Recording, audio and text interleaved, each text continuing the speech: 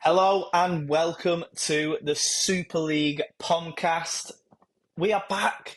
The two-part special that came out last week, looking into rugby league, it's continuing. However, we're doing other subjects on this matter. And I say we because, of course, I'm joined by now pretty much a regular co-host in Andy from Only in Rugby League. I won't give you quite as much of a big dramatic intro as last time, Andy. But how have you been this past week? I'm all right, but last week you just called me a grumpy old man. There wasn't much of a build-up, I'll be honest. I think it wasn't it grumpy old fart. I think That's the was one. the exact words. That's the one. Anyway, it can't be that bad if you've invited me on again. It can't be that bad, can it? No, it was good. We had a lot of good responses to the Sean Wayne stuff, and it even Yeah. caught the attention of one Peter Valandis and Andrew Abdo. They Excellent. now seen the post that I put out about Nigel Wood. It got forwarded to their email addresses, which is good to know. I think we got good comments because there's just everyone's united by a dislike of Nigel Wood, aren't they? Everyone bar Degsy. Have you met anybody? Yeah, right. So fan wise, have you met anybody apart from them that say, I think this is a good move? Well, I live in Australia, mate. They don't know what Super League is. No, well, all right. Well, I haven't. So yeah, so fair enough. Yeah. I think I should have proposed that question to you, not the other way around. Well, the answer's no. Then the answer's. But no. even in the online world, the only people that do are people who support Featherstone and Batley and the lower league teams anyway. So Yeah, as we all know, they're the vital ones that bring all the money into the world and of rugby league that really need to be spearheaded into our competition. Absolutely. So yeah, but yes, I've been fine this week. Have you been good? I've been good. The weather's been all right today. We had a thunderstorm actually before. A thunderstorm in winter. I didn't think I'd ever utter them sentences. And it was only 20 degrees. So, Only. in the middle of winter. It's not been that this week, and it's middle of summer. Hey, what's worse, I had to drag out a hoodie. I couldn't believe it. That's terrible. I've become soft, Andy. Aren't you just? Yeah. Oh, well. Yeah. Some would say haven't become, always have been. But yeah, well, softer. I say I've just got softer, yes. But let's talk about what's on tonight's agenda, or today's agenda, depending on what time you're listening to. Of course, around the world of rugby league. We are talking in this episode about the England train-on squad, the 32 names that Sean Wayne utilised and had a chat with midweek, because as we know, there's no pre-test series friendlies this year. So the French aren't being played, the Serbians aren't being played, no one's being played. So this was basically a chance for the players to meet, have a chat, and these are the players you'd assume that are in Mr. Wayne's eyesight for the Ashes squad. Now, first question to you, Andy. What are your thoughts on the initial squad? Was there any names that kind of went, oh, why is he there? Or etc. I think there's two ways of looking at it. One is maybe it's about the players that are not there. Yeah. Well, there's one obvious one, isn't there, about which is Matty Ashton. Yeah. That's the obvious one. That why is he there? Because he's not going to feature in any of the three tests. Mm-hmm. So why is he there? Danny Walker, is that the similar situation? How long's he out for? I'm not sure. It's a considerable time. Is it? I'm not sure whether he's back for that or not. But certainly Ashton isn't, is he? He's not. No, he's out till next year, 100%. I think in terms of when you look at the list, I don't think there's any massive surprises. I think Owen Trout's done really well to force his way into it. Yeah, I liked him at Huddersfield when he was playing for them last season and the season before. I think he's done well. I think Harry Robertson has done really well to force his way in Yeah, because he's not really played that many Super League games, has he?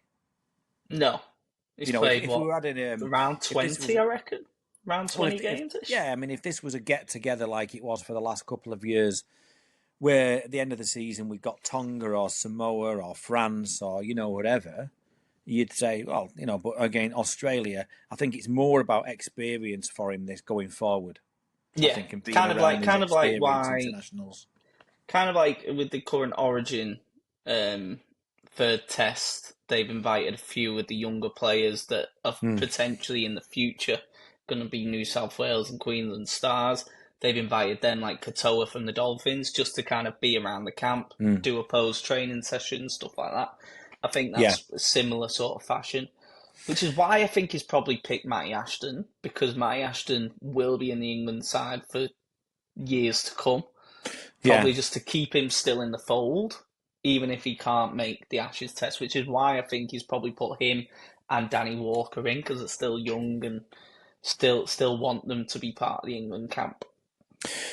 I think Wellesby. I heard yesterday on I watched Hull versus St Helens yesterday, and they were said on the commentary that Wellesby was ahead of schedule and looked like he could return beginning of September, Wow, which is that's great huge for news for England yeah, and St Helens. exactly.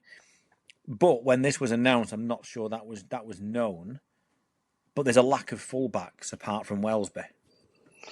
Yeah, He's the only fullback on that list as far as I can see. well, and Robertson And can you play might fullback. put Lewis into that category. Yeah, potentially he can play fullback. Hmm. Whether he's good at fullback is a different. I think Is if you've got there? an outstanding player, they're always good no matter what position they are in. But Yeah. if we're really going to utilise him, I think he's got to be at halfback or six. I mean, it's a train-on squad, isn't it? So when you It look was at it there's was it was a 32 names. chatting squad. Well, I It was was going to kind of say, an what have they chat. It actually done? wasn't like they were playing each other. No, it would have been nice actually to have some sort of insight into actually what they've covered this week and what they've done this week. Yeah, From a fan perspective. No, I mean, you're not giving any secrets away, but it no, would be nice for them to say, look, we were together for 2, 3 days, however long it was. What we covered was this. And we looked at video reviews of the tests against Samoa. We looked at Australia's last game. We looked at this, whatever it may be. This is what we expect if you're in the England squad going forward. This is the way that we're now progressing as Team England, if you like. yeah, And it would be nice to know that sort of. I think just that. I'm not going to say detail, but that sort of ethos, that sort of like this is our philosophy in yeah, what we're going to and work on. And I think and that would be especially nice. I think, and yeah, and probably especially would justify this gathering in the fans' eyes probably more than it has. yeah. I mean that's one of the things I think I've kind of seen online is the kind of well, what's the point of this? Hmm. And if we knew what the point was, and it is just, look, we just want the players that are in the line for the Ashes and tests to come. So, as in further down the track, the likes of George Delaney, Havard, you're thinking McDonald's still young, and Hmm. a few of the other youngsters that kind of like look, just get them there, get them in and around the England camp, see how they feel, how they fit in, how they gel. Because there's a few names on there that are obviously missing that we're going to Yeah. get onto that should have a shout of potentially playing in the Ashes series.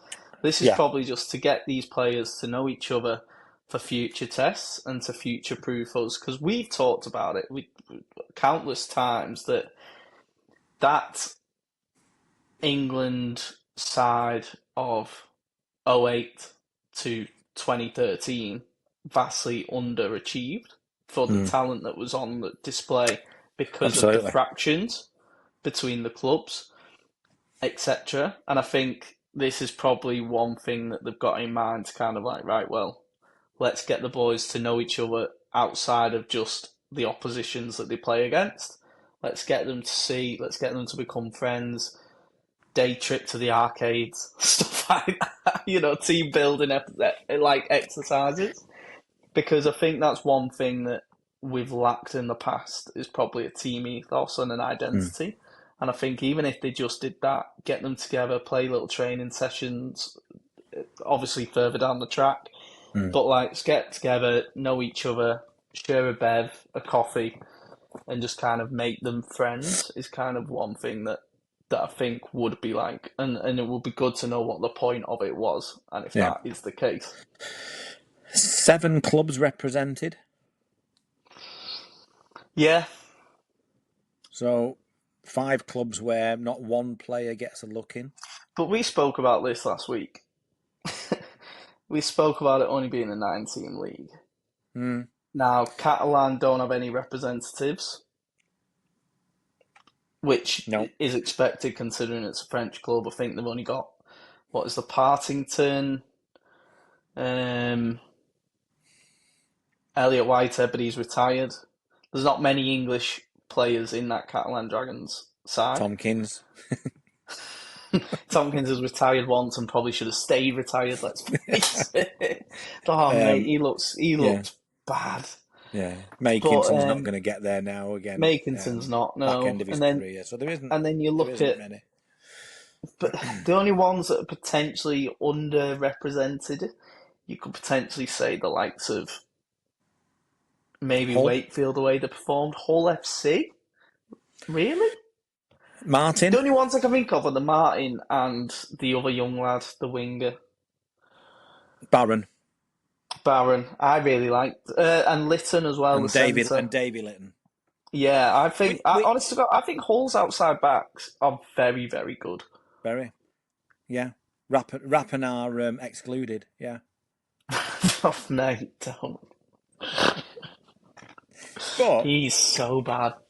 But I suppose my point with that is I know you can't put them all in, but are they on a par with Harry Robertson, where you're saying you're going to be involved, you're going to be... I mean, let's, and I understand what you're saying about Matty Ashton, but for this particular series, he's not involved. So that place would be better served for me with someone like Lewis Martin.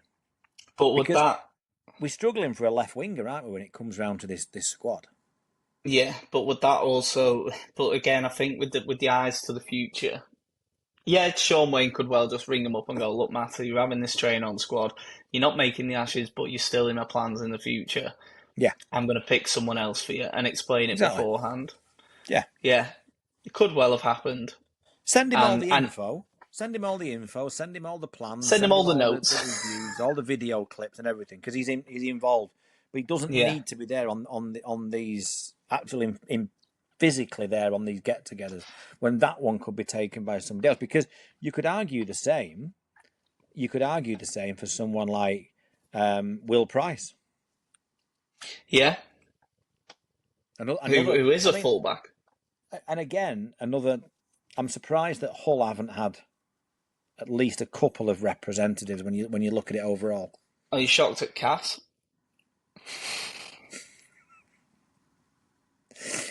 I couldn't hold the laugh in. No. Even the one good prospect last year in Sam Wood looks awful this year. Yeah. And the one he looked class last year. This year he just looks abysmal. And the one good winger they got is Irish. So yeah. I'm sure we'll find a way. Yeah. But I suppose in a way, it's... I suppose that the next thing, what I was going to come on to is when you talk about the names that are there, it's more about the names that are not there, and in a way, who would they replace? Which is the difficult part, isn't it? So give me the name that we're both thinking. Jake Connor. Yeah, and I'm going to utter the words of John Wilkin. He doesn't like him. No, right. No, he doesn't. The nonsense. You've seen the quotes that he've come out with this week, that Sean Wayne's come out with this week about him. Yeah. about he said, consistency, and he doesn't. The one game he wanted him to turn up, and in the Saints game he didn't. Right. It's an absolute I just think that's an absolute nonsense thing to come out and say, because you leave yourself wide open to, like, for example, what's Harry Smith done in the last 3 games? Yeah. And you look at that, what's George Williams done for the majority of games, if you like, for Warrington? You're the leaving last 2 yourself years. open. Yeah, well, you're leaving yourself open 3 to years. this sort of ridicule. Now, just, what an easier thing would be to say, isn't it? Is, look, I've not included him. He's had a great first half of the season. The door's open. The door's not closed on him. If he carries on the way he is, he's got a chance to force himself into the squad by October. Or just be honest. Yeah, or just say, for me at the minute, I've got more half-backs ahead of him, and at the minute he's behind the ones I've got, in my opinion, as England coach. Yeah. Don't come out with... Yeah. Like you said, it's nonsense and it's bullshit. There's no other way to describe the comments that he made and the quotes. But in my experience, players, they might not agree with you as a coach. They might not agree with the words you say. So you leave somebody out as a coach, and that player won't agree with you because you've left them out. Yeah. But players have got far more respect for a coach that says, I'm leaving you out because A, B, and C.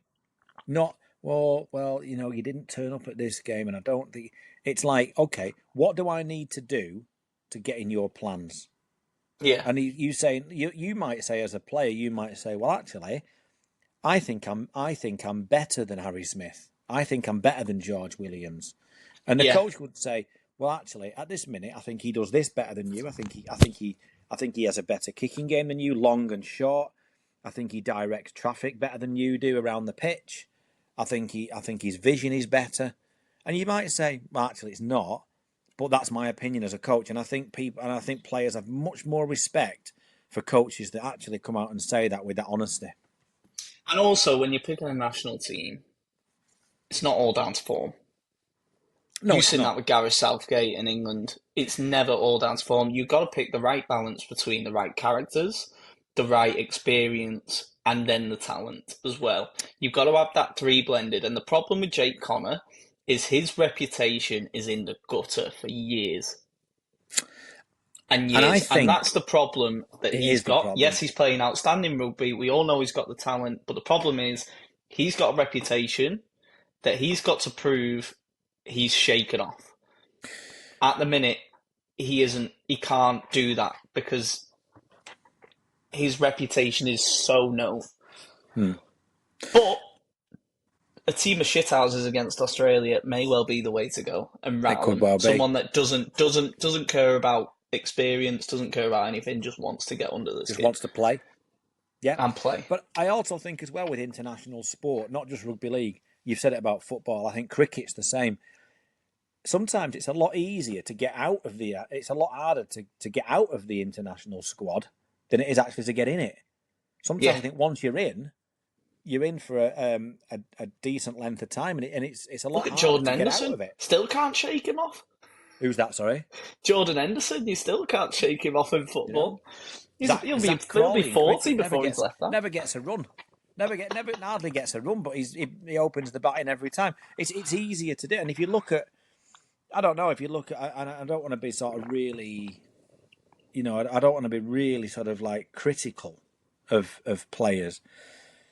But I'm looking at Aledzki. Yeah. Aledzki's been a staple of that England setup, that squad for the last few years. Mm-hmm. But he's had a better season this year, admittedly. But for the last 2 years before that, he's been injured or out of form. Yeah, but it's like, well, he's been in before, so he knows the ropes. Him in that, and I think it's I think that it is the case. I think with international players, Yeah. I mean, We've got 32 there, haven't we? I'm looking at the list now. We've got 32. Yeah, 32 players. Would you have put Connor in it? No. See, I would, for the simple reason is it's a train-on squad with no training. It's a get-together. What have you got to lose by putting him by involving him in that scenario? But if he isn't in your plans, and I don't think he is because I think you've got Mickey Lewis, George Williams, and Harry Smith ahead of him. If he's not in your plans, and at fullback you've got, which we'll get onto in a bit, we've got Jack Wellesby who will be fit. We've got AJ Brimson. You'd assume he'll pick who's fit. Like he doesn't slot in at fullback. We've spoken countless times on what's his best position, which has probably hindered him as well. Is it a 1? Is it a 6? Is it a 7? Is it a centre? Yeah. Is it a winger? We've all tried this. Where's his best position? Which has hindered him and his development because no one's known what to do with him because of his reputation in the past, which hasn't helped his cause. This is what I mean by, like, it's fine to go, oh yeah, let's include him, but I think you've got more to lose than you have to gain with putting him in the squad. If you put him in this and you put him in the Ashes squad and he doesn't gel with the squad, there's discontent, there's everything, which we know has happened with Jake Connor at club level. I think there's a big risk for the gelness. It's like if we pick Bentley after what happened at the last World Cup. He's playing the form of his life. It could be those, but you can't do it. Yeah, you're back to those 3 pillars that you spoke about earlier of what you need in the person as well as the player, and you're probably right with that, and that's probably the whole reason, because it's not form, is it? Which is what I think John Wilkin actually explained in his thing. He just doesn't like him. That's the only thing you can think of, because he's playing in the form of his life. He just doesn't like his reputation. And if a coach doesn't like a player, they're not going to pick him. No. Bear in mind what I've just said about the fullback situation, would you have included someone like Max Jowett? No. No? He's never going to be in contention for England. Broadbent? Mr. Consistent, but does Mr. Consistent win your tests? No, you've got to have an X factor against Australia, haven't you? Exactly. And the kick-off on Max Jowett, yes, he's great in Super League, but is Max Jowett going to help you versus, Harry Grant running at you, making a break? Is he going to do that? No, I'd back Wellesby in a defensive situation. I'd back Brimson. Would have backed Max Jowett over him? No. And don't get me wrong, I agree with you. I mean, I think he's played great for Wakefield this season, but there's a big difference in helping Wakefield get into the isn't he playoff 28 position as well? Yeah. For a 28-year-old to come into an international setup, you've seen it with Joe Batchelor when he was playing the career best form he's ever played. He was one of the best second row in the league, or one of, and he only played against Greece in the last World Cup because he was 28, joining an international comp, and it's a huge step up. Most internationals you're talking have been there since 20, 21, if not younger. Like, you're looking at these now. Harry Newman was 21, I think, when he was first picked. You look at Jez Litton's probably an anomaly in this squad that you look in there. Owen Trout's still 22, 23, I think. Danny Walker's still young, but he got picked at 20. Jack Wellesby was captain at 21. George Williams, he played his first game at 20. Like, they've all been there from a young age. At 28 years of age to jump up to international level in any sport is a huge ask. You're right about that's Jez no Litton. Disrespect to Max Jowett, he's class. No, because Jez Litton is the one, but probably easier to force yourself in as an older forward than an older back. Definitely. And also we're short on nines. Yeah, very short. I mean, we come to the end of that golden generation of nine that we had, of like, that Roby era, McShane, Houghton, that sort of era, haven't we? Darryl Clark. Darryl Clark's the last one. Of that era, he's the last one. And looking at it, is Clark going to lead the way come October? Yeah, but he can't do 80 minutes. No. So you need someone to spell him. Whether that's Victor Radley over in Australia. Let's it's a good chance to bring in the NRL contingent. So like we said, this is just to meet up a train-on squad. You've then got your second rows to add into it. Kai Pearce-Paul, Matty Nicholson. They'll be joining, you'd assume, Ensemba there. And James Batchelor probably going on form. I think Morgan Gannon, this might just be a little bit too soon for him. Yeah. And then you're looking at AJ Brimson, who we mentioned. He'll join you'd assume he's in, although we do know Wayne does have a little thing about Aussies. Victor Radley had to have about 10 phone calls for him. Well, that's me. To get in. I mean, that's the other thing that we talk about the players that are missing. We're not going to be involved in this, and whether they've been involved remotely in any part of it or anything like that, I don't know. But when you look at that, like you said, Brimson, Smithies, Nicholson, Farnworth, Young, yeah, KPP, Radley. You would imagine that 6 of them have got at least, and depending on Radley's head injuries and concussion protocols and that sort of stuff, you would They're imagine in the 17, aren't they? Yeah, five of them have got a good chance of being in the 17, haven't they? And I'm excluding Brimson out of that. Would you play him at centre? Brimson over Wardle?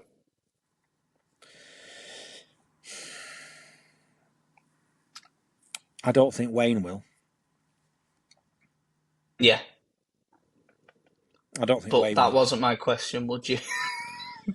Because I've debated this in my own head. Would you even play him at 6? Brimson. For you, does he make somewhere? Does he make the 17 somewhere for you? If you were England coach? He's a utility. But your issue there is he can't play hooker. So if you bring him as a utility, could you put Lewis at hooker and bring him and put him on at 6? That's why I'm saying no. Because and that's assuming Wellesby's fit.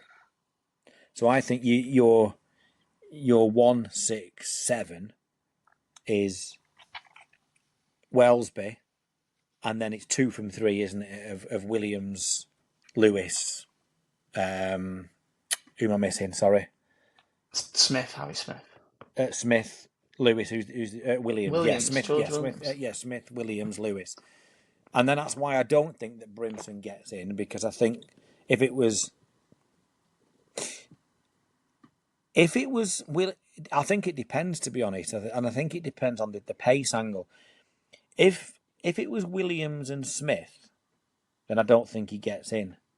If Lewis is already in, let's say that's what I think. He'll be a utility on the Lewis, bench. let's say. I think he gets in over Smith, because I think Smith either starts or he doesn't play. There.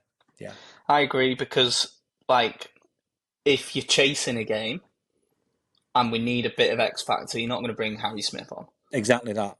You're going to bring AJ Brimson on and put Lewis at hooker, maybe. The other point to it as well is, who are the wingers? So you would say that Dom Young's a shoe-in, wouldn't you? Young's in. So who's the other one, though? I just can't see Liam Marshall in an England shirt. But that's the other thing around Brimson. It's got to be Tom Johnstone. Tom Johnstone, yeah. I had to think before I said his name then. He did. Well, yes. It probably has to be, doesn't it? It has to. There's no other... I just can't see Marshall in an England shirt. Well, the 3 left wingers in Super League that are, let's say, in form, or you look at it... or a wild card, do you have the form that he's in, Robertson. If he can't, No, I think there's specialist wingers that I think would get in yeah, before him. So I think Johnstone is one. it's not The other Wayne ones Bennett, that is are he? in there, Martin is another, but he's not involved, so he's not going to be there. And then the only other one in Super League is Burgess. Yeah, it's not Burgess, So when you look at the but he's a squad that right winger train as on well, isn't he? Oh well, yeah, he has Burgess, been left winger, hasn't he has been. he? He He's was right played wing left, hasn't last year, wasn't he? he? Yeah, he's mainly left, isn't he? Why has Davies not made the squad? Well, he's the other one, and he's I been know the he's best right winger in wing. Super League this year. I agree. Unless he's just literally gone, look, Dom Young's going to be my winger, Well, I think that's exactly what it is. And there's one and that's why space I'm not left then. picking you. And I think like he's picked one fullback with possibly Lewis Because as a he's picked the two utility. left wingers, and they're looking at this in Yeah, Johnston and but one of and he's picked. Marshall. So he's got Young as one, and then he's got a choice of Johnstone and Marshall. Yeah, That's it. that's literally it, innit? Mm. And then you prop forward. We can talk about others who are maybe unlucky. Like we talk about the mix of experience and big games. Is Big Al unlucky? Has he called time on his international career? No, he said he's game for one more lot. I mean, he's the top meter maker. I think he's third, isn't he? Or is he Yeah. overtaken everyone? I think he's the biggest prop meter maker. It's like Sorry, over that's what I meant. 2,000 Yeah, meters, that's what I isn't he? meant. Sorry. Is he over 2,000 meters yet? I'm not sure the numbers, He was but I know he's up there 1,800 as the top, a few top of weeks the ago. props, isn't he? Easily. But Um, he does make a lot of he does like his oven gloves. but like you said, the size of NRL and Australian props, you've got to match a bit of fire, Yeah. and he's difficult to put down. And Mass- he's been well, difficult to he put. falls over. He makes 5 meters. Yeah. But he's been difficult to put down for 15 years, hasn't he? Yeah.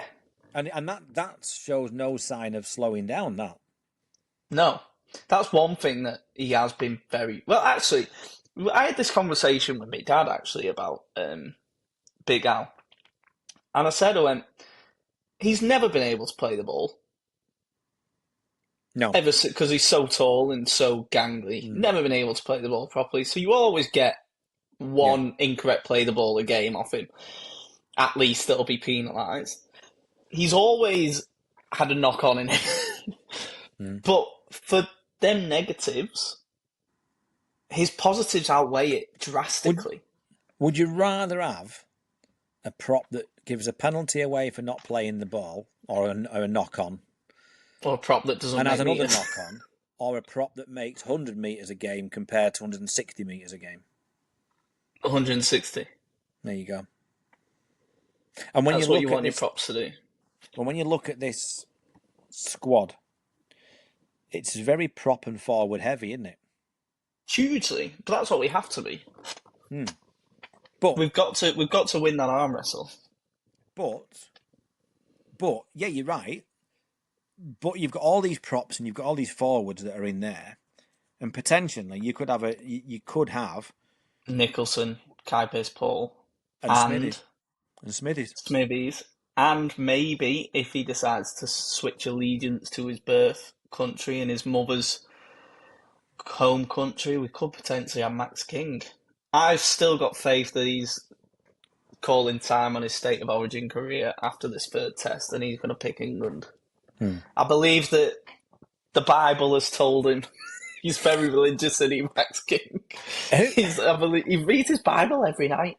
Does he? And every morning. Yeah. I believe it's told him that he's got to represent his mother's country.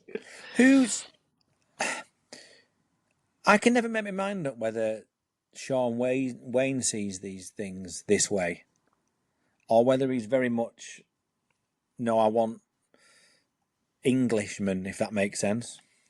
I think he's very much I want Englishman. Which is why I don't think Brimson will get in either. Hey, if he doesn't pick him, he's stupid, though. He adds quality to the team and experience. I mean, you've got 30. Right, you've got 32, and you've got potentially 6 or 7 there that are coming from the NRL, yeah? Mm-hmm. So you've got a 38, 39-man squad. I mean, how many is that going to be cut down to the actual Ashes?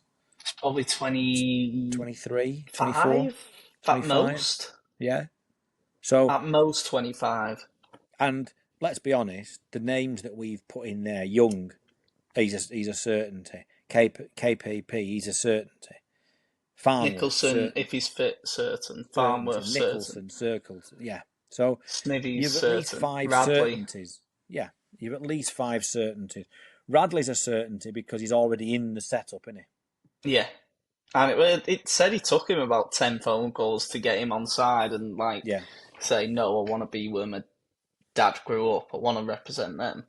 Mm. Max King, he even said on Thingy when he was on Andrew John's show earlier this season, he said, look, I've told him. He said, I'm waiting for a phone call. He said, whichever one asks me first, Yeah. I'm picking them. I can't see Sean Wayne going and doing that, even though he grew No. up in England. Mm. He spent the first 8 years of his life in England. But His but I mother's think English, but I think born in that Huddersfield. leaves. Well, I think that leaves the likes of, I don't know, I'm looking down the list. I think that leaves the likes of Batchelor, Holroyd, Gannon, that sort of, Trout possibly. I think it leaves them out. You can swipe a pen through a lot of these, can't you? If they come Yeah, in, I think you can swipe just it. I think a because of where Ledski's they a play. cross off. Because look at Yeah. even like you look at Tom Holroyd's out. I think. Mm. I think the likes of. I think Well, I know well, it'd be I think controversial. Minchella would be out because if I Radley I is was about to say Minchella's gone well, if Radley is in, he's not going to carry in both Knowles and Minchella and Smithies. and Smithies. You're not going to have 4 13s, are you, in your No, team? So no, whether he goes, look, Knowles, you're going to be playing prop, which I don't think he will, or he no. goes, Smithies, you're going to be playing prop, which I don't Yeah, think he will. yeah, There's no place for him. There's no place for Trout. And then you're looking at your props. It'll probably be Thompson, um, Thompson, Lees. Who else on the squad here? Probably pick Havard just because he's Wigan. yeah, He's class though. Him, yeah. I do really rate him. One of your hookers is gone. Clark, Yeah, Litton, and Walker. One of them's gone. Walker. Could be 2 gone if he decides to play Lewis there. Yeah, and then we haven't even, and like I said, if he does end up going to the fringes and go into the likes of Walmsley, etc., you've got even less players. Mm. So it's a headache, but it's a good headache to have. I've no doubt we'll be doing another podcast based on the actual squad later on in the year when we're Yeah. all going, how's he not made it? How's it? Yeah, well, that'd be more interesting, wouldn't it? I think.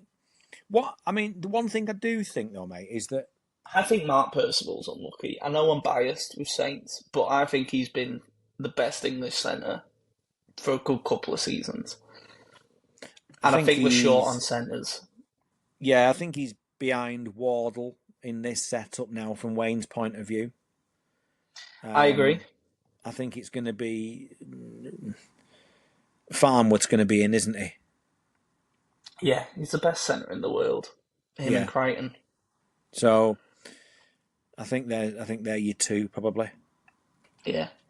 So, Newman. I don't think he's going to be. He might well, and he might be out of the squad. I think. Yeah, I don't know though. No, he could actually stay in as part of the squad. Like I said, if he does go for that I'm not saying team he'll of make the 17. shithouses, if he does go for that team of shithouses, brings in Jake Connor, you could have Newman, Connor, Lewis. Yeah, Knowles. All in the same squad, Knowles. Yeah. Smithies. Yeah. You've got 5 little shithouses. You've got them all, yeah. That could well be a way to rattle the Aussies. It might be the only chance we have, yeah. Well, exactly, but sometimes you need that, someone that doesn't care about experience.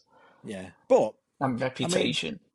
They were saying this week, weren't they, that they've no training base booked, they've no hotels booked, they've no flights. I was booked. coming on to this, so I was going to say, did you see the Brad Fittler interview, which I know you did? Mm. And the reason he turned the job down was it was just like there's too much to do. We are less than 4 months, 3 months away from the biggest tour that we've had in a while. 23 years, 22 years. And the biggest nation in the world, in rugby league terms, the Colossal, we've said it countless, the record that they have is ridiculous. They haven't got flights booked. They haven't got hotels booked. They haven't got a head coach. They haven't got pitches booked. This is the number one team in the world. Yep. We're 3 months from a series, 3 months from the season being over, and then 4 questions are left unanswered. Mm. Where are they going to train? How are they going to get there? Who's going to coach them? Hull FC ask the same questions every week. Salford do. Salford,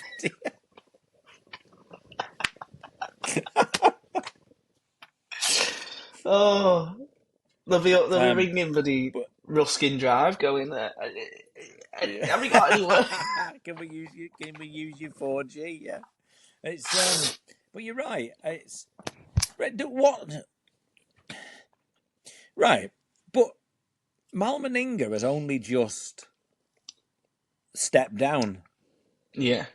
So why is all this not put in place when the tours are? Why is he not ensured that that all this hasn't been put in place over the last 12 months? He's been busy with job interviews, hasn't he?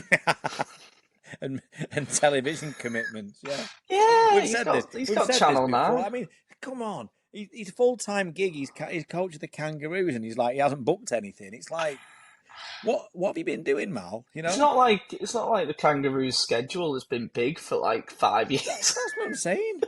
they went 3 years without playing a game. That's what I'm saying. He's worked less days than Father Christmas over the last 3 years, hasn't he? So why is it not booked in? I don't understand. But also, I mean, you could argue for the whole of the cut. I mean, you know better than me. Origin dictates, doesn't it? Yes. Right. But surely there's an appetite for the Kangaroos, and especially against the Poms. Well, all the spectator tours are sold out. Yeah. From over here. So they've all sold out, all the spectator tours. And surely from a player's point of view, it's like, to be a Kangaroo must be a pinnacle. Yeah. Unless you got a birth of your kid along the way, as Liam Martin has backed out of the squad. Yeah, but it's, you know what I mean? It's like, so why haven't this? It stinks of just a carefree, couldn't care less attitude. That's Australians, mate. I know, but mate, I live in the country, and literally, I could be needed for something on the Friday, and I'll ask them on Wednesday, like, oh, what do I need to plan or something? They're like, it'll be alright, I'll get back to you. I'm like, they're just not bothered, mate. They're just so relaxed. But it's like, it frustrates me, because I'm like, no, I need to know what I'm doing. I need to know a plan. I'll be right, we'll sort it. And it's just like, right, so all I can think of is they're getting Origin out of the way. Once this Wednesday's done, in a couple of weeks they'll have interviews properly for the Kangaroos job, and then they'll leave it to the head coach to book. But I think their idea was, because they used to have tour managers back in the day, where they used to have a man that was, or a woman, that was dedicated to booking the facilities, booking the flights, booking everything. Now, because of how much money reserves there is in the international game and how little market there is over here, and in the UK, to be fair, like, international rugby league is on its arse, as we know, they don't have the budget for that anymore. So now it's like when Daniel Anderson came to St. Helens, and he was like booking all the pre-season trips and stuff like that. Yeah. It's kind of like that. Like, the coach is doing it all. So Brad Fittler was like, oh, I can't be bothered with this. I got offered the job as that, years ago off the RFL. Oh, the tour manager? But it was for the youth, for the Great Britain, like the Oh, academy. yeah, like a schoolboys. few years ago, yeah. And it was for the academy, the youth tours going to Australia, Great Britain tour to play. No Played way. 3 series against Canada. And unfortunately, it was about £7,000 less than I was already on, and I would have had to move to Leeds because it was based at Red Hall every day. And that, sod that. I don't know which one scuppered it more, but it was one of them anyway. And I didn't end up taking it, but it would have been a fantastic job. That would have been the dream, wouldn't it? Well, especially now, I wouldn't have had to do anything till like 3 months out. It'd have been great. And yeah, exactly. And then you get a free holiday. I know. So it would have been great, but Oh, anyway, man. But there we go.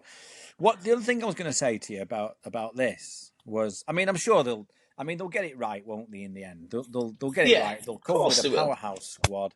They'll have somewhere to train. They'll have somewhere, because the players aren't concerned that there's no flights and there's no fields and there's no that. They're not bothered about that, because in the end it'll all be there for them, won't it? So it won't. Yeah, need, but this is a question I propose to League Freak and I proposed the question of, is it not what's the word?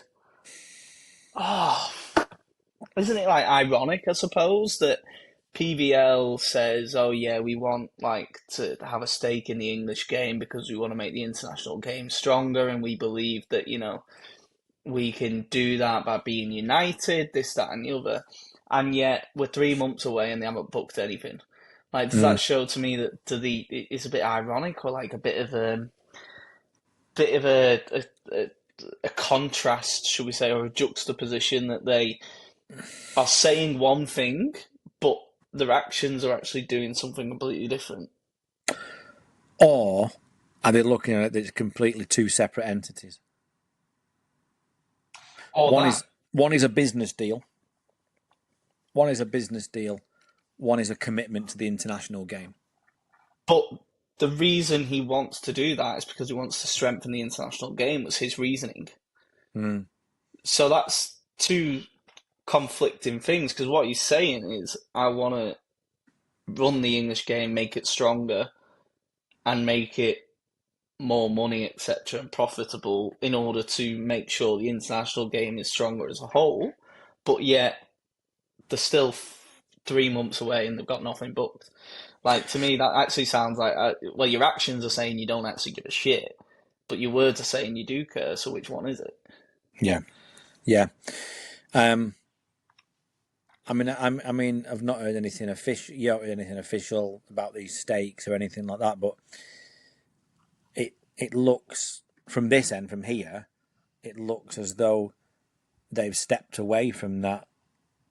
Yeah, because it seems that way. Since that's literally what we were speaking about, was they just don't want to deal with him, and that's what it seems like. No, which I think the only way they get involved in the English game is they will set up their own competition, and they'll just invite the teams they want. It'd be a breakaway, and it'd be a Super League war, but it wouldn't be much of a war. It kind of be like, I was going to say, it kind of be like the conflict in the Middle East at the minute. Because you'll have it classed as a war, but there'll only be one winner. Yeah. Because there'll only be one league that will have the power, the funds, and everything. And they'll just smother out the Super League. And that's what you'll have. Because Super League has no resources. They have as much resources in the world. Yeah. So that's where you'll be. Yeah. Just going back to the get together, the squad. Yeah. I think the biggest thing that I'm disappointed with is that they've had to do this get together because there's no game. Yes. And I think there really does need to be. And again, it comes back to that. It's what we were saying about, like you just said about the Kangaroos and their preparation. We mentioned it last time about, it's indicative, isn't it, about Well, who are we playing at the end of the season? Not sure yet. When's that going to be in? Mid-season, even worse. Oh well, And they originally if had it we stuck, planned. we can just get France. Yeah. And it's like, I'm looking at some of the. My thought on this was that these 32 players, and like we said, we've got a lot of players there that, like Robertson, for example, that we've mentioned, and people like that. I lament the loss of the England Knights team. Yeah. Because a mid-season international would have been brilliant in some way. The Knights would have been great playing against France. Yeah. And if there's no international, the only thing I can really think is that there's some sort of exiles game. The Exiles, yeah. But you But look that at would have been a Exiles, great you could that get a would have been a good great squad. double header, though, wouldn't it? Yeah. Knights versus France, and that helps the French teams, French Exactly leagues that. out in the French game, and Yeah. then have an Exiles game as the big one. But the problem is English fans and rugby league fans are so hypocritical because they will say one thing, oh, we need a good international game, we need this, we need that. They put on an international game and you'll get Yeah. 2,000, That's 3,000 right. people in an Yeah. 18,000 seater. What's the point? Like, you Yeah. can't moan that the international game's on its arse and then just sit on your arse No. watching it on TV, But moaning that no one's at the game. no, you're right. But they could have made a real go for it. They could have played it. They could have played At it for least, somewhere like Blackpool instead of like a summer bash. yeah, And they could have tried day somewhere out, different. weekend away. York, they could have been something like that. And they could have said, actually, we're going to have a festival of international rugby league. There could have been a women's game on. There could have been the Knights game, and there could have been the not an international, but a full England game. So over here, they have something called the Beer Footy Food Festival. Mm-hmm. Now, that's basically where it's the Newtown Jets and the North Sydney Bears and that. They have two games. They have one at Newtown and one at North Sydney. I went to the North Sydney one. That was Penrith youth side against the North Sydney Bears. But before that, they had three international mock-up teams. They had Ukraine and Philippines. They had Thailand and North Africa, Thailand and someone else. Was it like Morocco or someone like that, or someone Something like that. And then they had a something? Yeah, Lebanon and Africa yeah, 17. So they yeah. had them all playing little 30-minute games beforehand, like 30 minutes a half games before that. And you know what? It was great. You just sat there, you had food vans, you had beer like from independent breweries in like beer trucks up at the top, and it made a day out of it. And I was Yeah. like, imagine that it's like an international event in England where you'd be able to get the nations. You could have Ireland versus Scotland.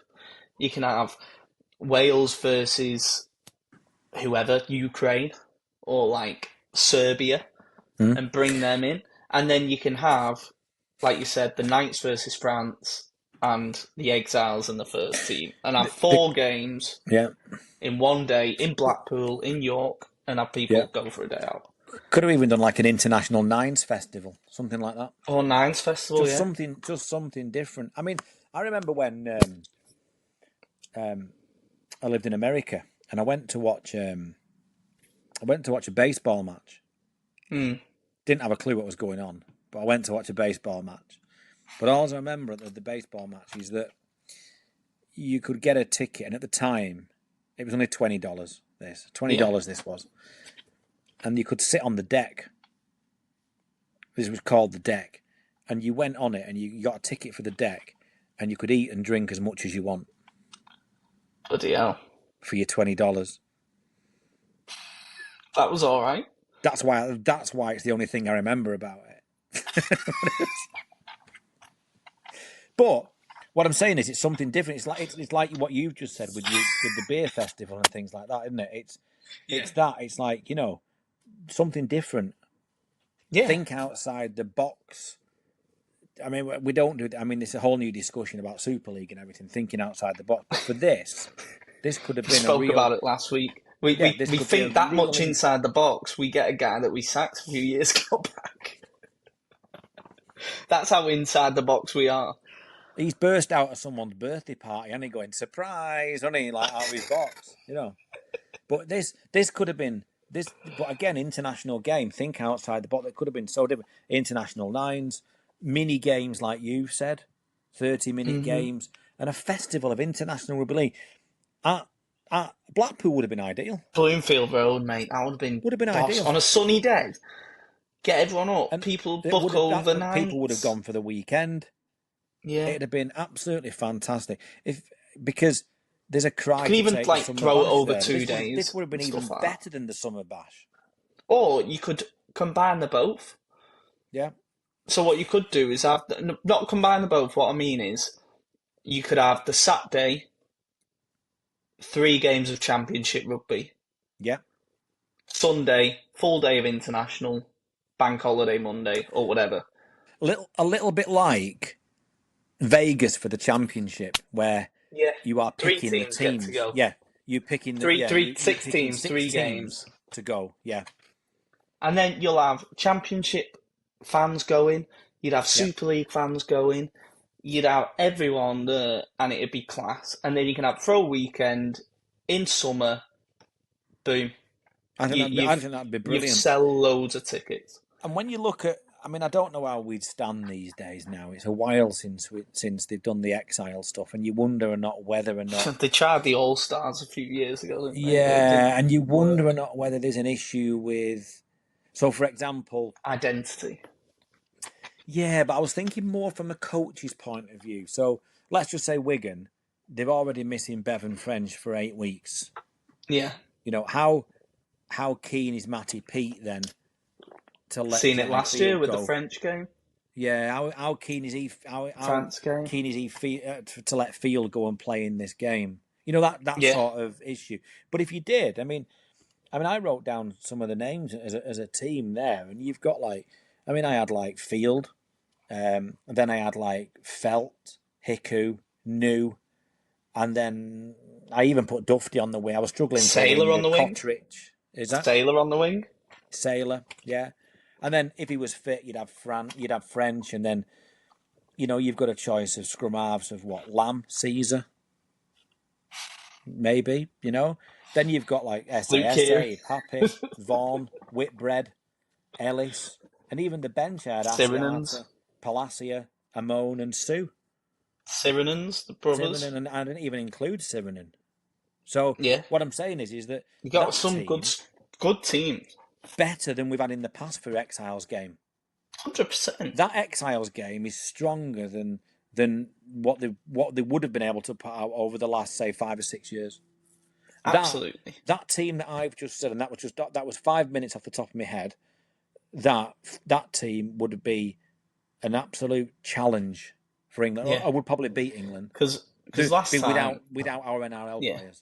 Last time it was Wolf and Wellens coaching them, the All Stars, and we had Wayne because that's why that started the whole Paul Wellens leaving England. I think, or it was the year after he left England and went helping Wolf out. I can't remember. But my point to that, mate, is there's a desperation I feel for a game. Huge. And I think you can have the squad, you can have the get-togethers, you can have this chat, you can have this chit-chat. But I think the game, and I think the international game, I think there needs to be something there. And what we've just said then about the Blackpool situation and that festival of international rugby league, I think is a must. Absolutely. And you know what? We're around the hour mark. I think that has been an outstanding episode. I think we've covered a lot of issues. Is there any others that you want to... No, I didn't realise we'd been talking for an hour.